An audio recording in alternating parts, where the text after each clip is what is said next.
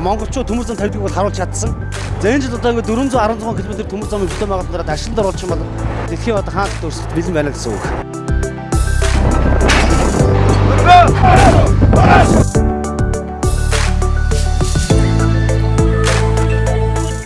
Төмөр замын дээр тогтцыг уюудыг тавих тийм зорилготой харан байна.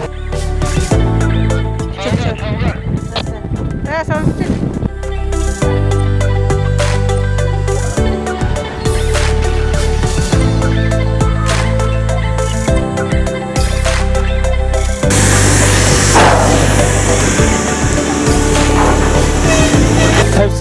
төмөр замыг балластжуулах ажил хийгдэж байгаа.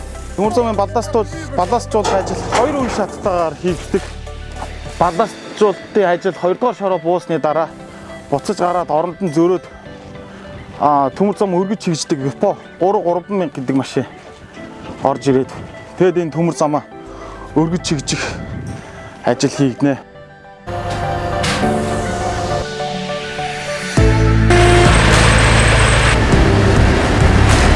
Бетон дэрийг хоёр талаас хажуугаар чигжигөөд ардлын залуус болохоор хойтлын нэг тэр модны үзүүрх шүү дээ.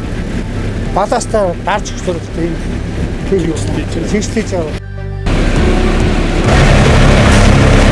Юу замаа балластжуулах, өргөж чигжих, чиг татах, түшингийн тааруулах зэрэг нарийн тиймэрхүү технологийн процессор ажиллаж хийгдэж байгаа юм да.